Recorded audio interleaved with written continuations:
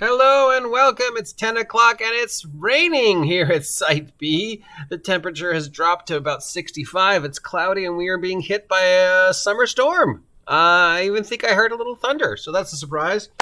Anyways, we have some previews. We've got a preview of Spelljammer, some information on the Radiant Citadel, and a preview of something called the Dungeon Delver's Guide. So let's look at today's preview of Spelljammer. It's more Spelljammer monsters. We've got a Vapor Bat, Space Bat. We've got a Radiant Dragon, also known as the Celestial Dragon or a Star Dragon. So we've got a serpentine, gigantic, space-dwelling dragon that has glittering, pearl-like shards of scales. How does it live in space? We don't know.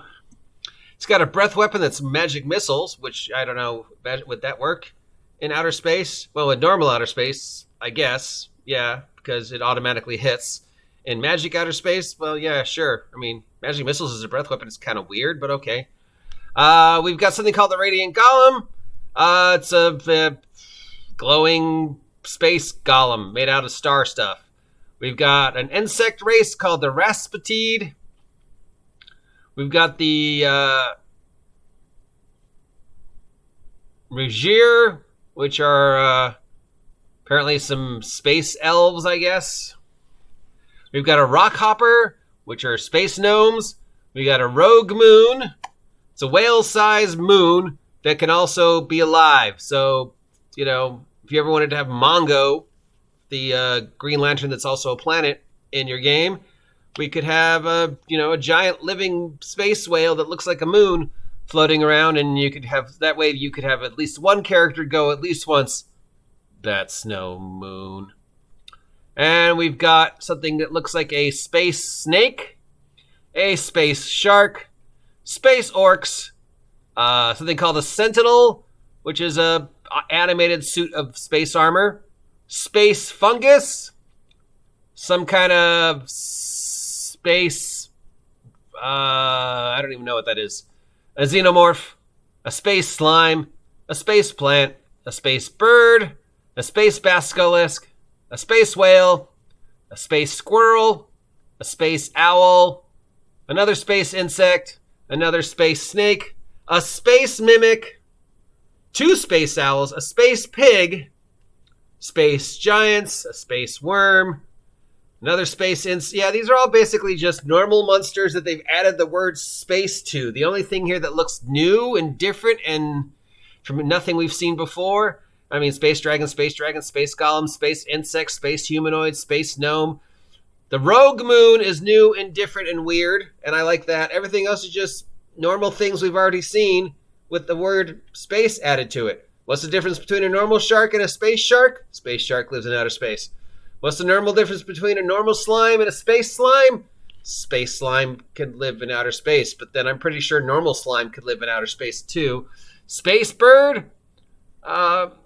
Space mimic might be my favorite, because at least they're not even trying anymore. They're just like, yeah, it's just a mimic. We just added the word space to it. Space pig? I don't even know how that would work. Space ghost? Space ghost! Another, space butterfly, another space basilisk, space beetle, space pirates, space undead pirates,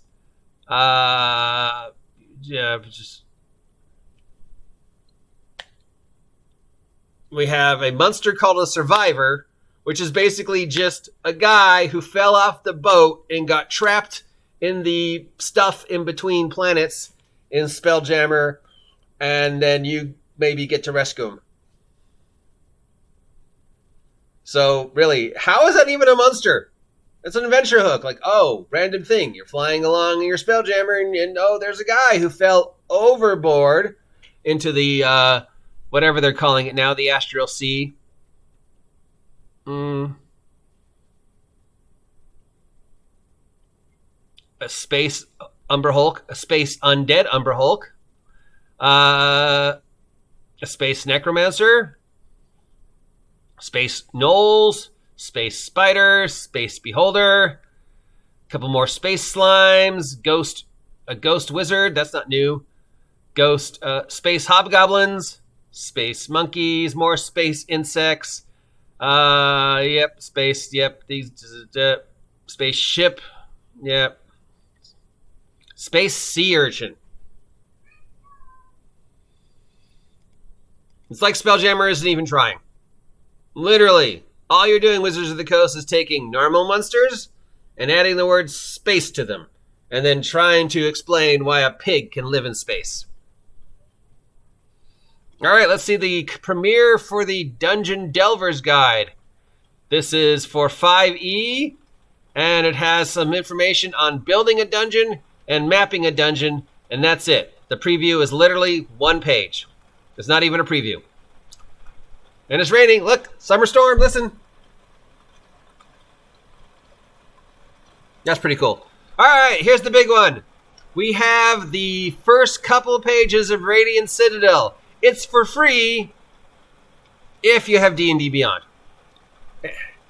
So we've got a breakdown of Radiant Citadel, the features of Radiant Citadel, and then some noteworthy sites and a map of the Radiant Citadel. Why is it called the Radiant Citadel? Where there's a giant crystal that goes straight through the entire thing. This giant crystal is called the Auroral Diamond.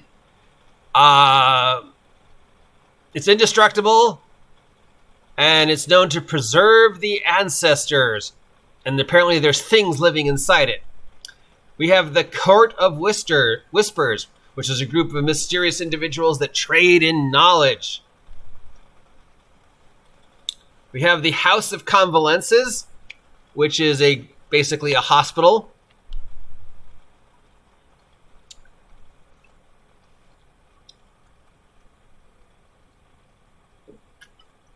We have a little distant information on what exists outside the Radiant Citadel. They're referring it to as the Keening Gloom, and it's basically a massive ethereal cyclone that sort of surrounds the Radiant Citadel.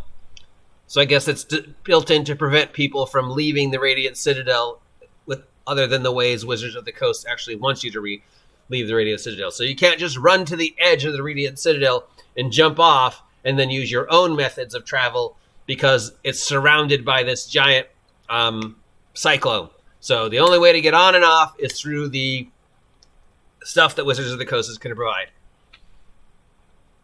We have something called a Place of Exile. So, named after the exiles. These are refugees who lived in the Radiant Citadel, who occupied it before the current people occupied it. And now these are people who are trying to reclaim their chunk of the Radiant Citadel. So I guess the Radiant Citadel has had multiple owners over the years, and it used to be occupied by one civilization, and then I guess they abandoned it or something happened, and the new civilization moved back in and claimed it.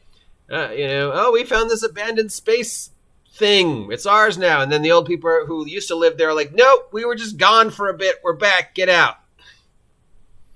We have something called the Preserve of the Ancestors. It's a sprawling, domed wilderness cut into the heart of the Radiant Citadel. So it's a giant amphitheater filled with plants and hunting, and of course not hunting because we know hunting is bad as far as Wizards of the Coast is called. So basically it's a giant petting zoo.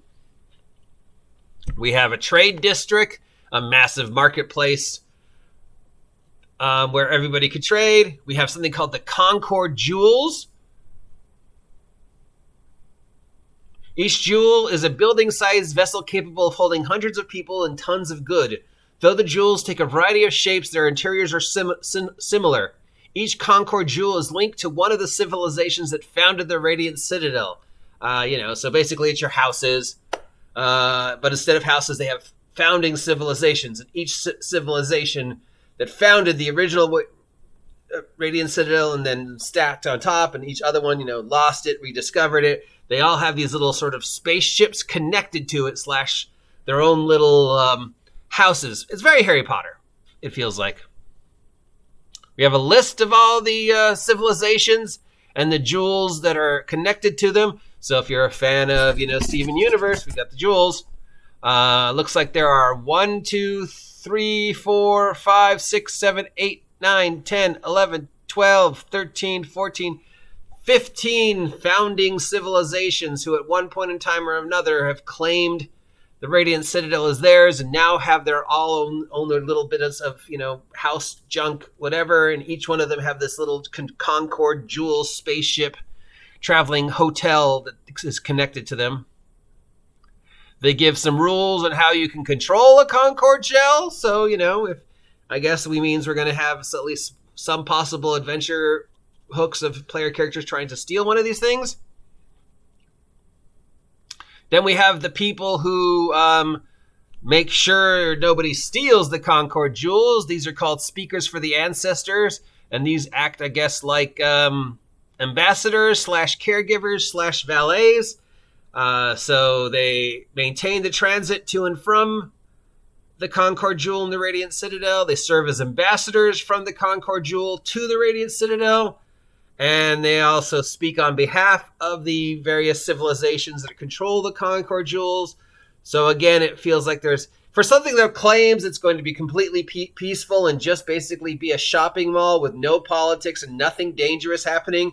Well, it sounds like actually there is a lot of politics going along, and there's a lot of machinations, and there's all these competing ancient civilizations who at one time or another controlled the Radiant Citadel, for every reason lost control of the Radiant Citadel, and somebody else moved in, and they're like, they control it, and then somebody else moved in, and they're like, no, we control it. So we've got 15 different potential power players here who are all vying for control of the Radiant Citadel, and all at one point or another have some claim to being one of the founding ancient things.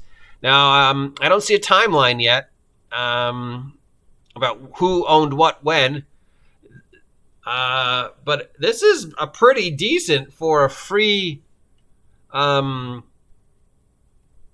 I mean, it looks like about 10 pages of information on the Radiant Citadel. Should we keep going? Let's see. Now we get to life in the Citadel. Art and culture, diplomacy, the politics, law enforcement and justice, because we know player characters are going to be running into those. Lifestyle, tariffs and taxation. Oh, yes, something for the player characters to rebel against. Don't tax me. Then we have the several other groups in the Radiant Citadel. We've got incarnates. These are collections of spirits bound within gemstones. Each incarnate is a component gemstone that holds the spirit from the same land. Definitely Steven Universe. They can probably take the, form of a humanoid, so we can have garnet and amethyst and pearl and peridot and ruby quartz. So definitely got your Steven Universe in there. And there's 15 incarnates, one for each of the houses. Then we have the speakers of the ancestors, who we already discussed.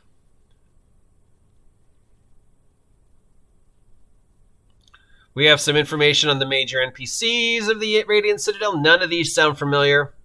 So if you were looking for any nods to, Spelljammer or Planescape, nope. We got some other, we got the shield bearers, the Citadel defense, entering and leaving the Citadel, legends and lores about the Citadels, a thing that generates some adventures for the Citadel, how a DM could use the Citadel, how we reach the Citadel.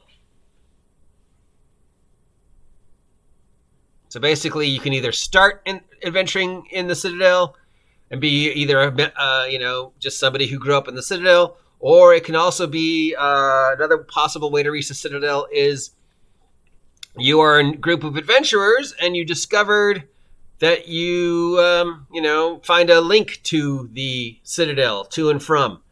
So I think Stargate. Or that we also have a possible that your characters are seeking sanctuary from some huge disaster, and then they just sort of discover one of the Concord jewels, which allows them to enter into the Radiant Citadel. So either you start the Radiant Citadel, characters can start in the Radiant Citadel, or they can reach the Radiant Citadel from outside via gates and these sort of Concord jewel spaceship things. And then we're going to have some connected adventures around the Radiant Citadel. I believe it's 13 different adventures. So some will take place in the Radiant Citadel. Some will be you go through a gate. So I guess they're not calling them gate. So now they're calling them jewels now or whatever. I don't know. I'm still a little fuzzy on this. So you get on one of these Concord jewels and you fly it to the adventure. I thought it was going to be gates. I don't know. No timeline or anything else, but still, it looks like about 5-10 pages of information. So thank you, Wizards of the Coast. I'll post a link to all 3 things down below. So if any of these interest you can check it out. Of course, to do the Radiant Citadel one, you got to have D&D Beyond. But it's free on D&D Beyond. So, yeah, kind of disappointed in the Spelljammer monsters saying you're going to do a preview of the Dungeon Delver's Guide, and your preview literally is just a scan of one page of the book. That's just false advertising. But the Radiant Citadel one is definitely interesting. Posts some questions. Makes me think that maybe it's going to be a little bit more bloodier than people were thinking, because everybody was like, oh, it's just going to be a shopping mall, and how can I role play in a shopping mall? This is going to be a boring city. And I'm like, yeah, no, city adventures can be pretty messy, because you got to deal with all the politics and the machinations and the factions, and looks like we've got 15 factions, all who have claimed at one point in time or another to be the ancestors of the Citadel and have some claim on the Citadel, so that should be interesting. And yeah, as for how you get there, it looks like you either start in the Radiant Citadel as first levels, which some people were complaining that the Radiant Citadel / Planescape had to be high level because you don't just start in the ethereal plane. And my argument to that is, yeah, why not? If you start your game on the Radiant Citadel, how is it any different than starting your game in Waterdeep?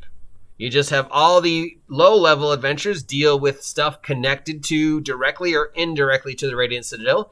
And as they get higher and higher level, you can have more and more adventures where they go away from the Radiant Citadel. Same as any other campaign that starts in a city. So, of course, you could have Planescape adventures that started in, Sanctuary or Sigil. Because people live there. So, of course, they're going to have kids. And those kids are going to grow up to become adventurers.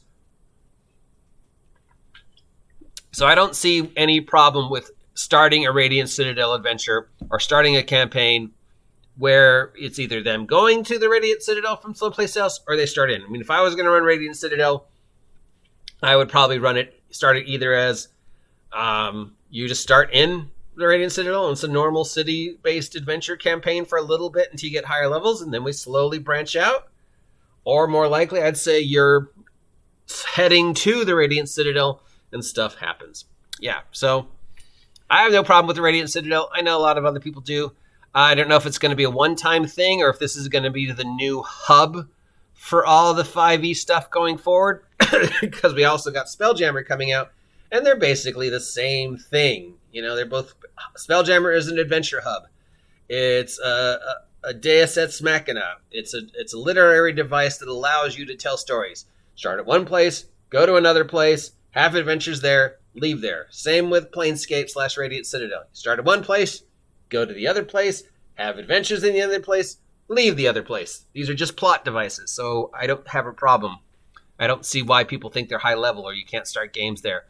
Considering the direction Wizards of the Coast wants to take was D&D, of course, we have no idea what they're going to do with 2024 coming up, but the general direction of being system agnostic, world agnostic, Planescape, Radiant Citadel, and Spelljammer both seem perfect to me.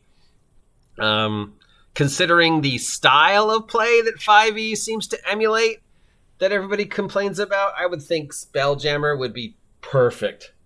Perfect for the heroic superhero Saturday morning cartoon style of play that is 5e. I mean, Spelljammer is a Saturday morning cartoon. Anybody who was like, oh, when I played original edition of Spelljammer, it wasn't silly, it wasn't ridiculous. It was like, no, if you're saying that about the original Spelljammer, you did not play Spelljammer. Spelljammer was a Saturday morning cartoon, and it will be a Saturday morning cartoon in 5e. It had giant space hamsters, and it had a major NPC who was a giant space hamster that was reduced to normal size. Spelljammer was a Saturday morning cartoon. That's all it. Till next time, I'm the OGGN. That's about all I've got to say for today. If you appreciate this nonsense, let me know. If you have any suggestions, let me know. If you haven't subscribed yet, please subscribe and support me. Help me hit 1,000 subs. That's it, because I'm getting a headache from this summer storm. So I'll talk to you later. Bye.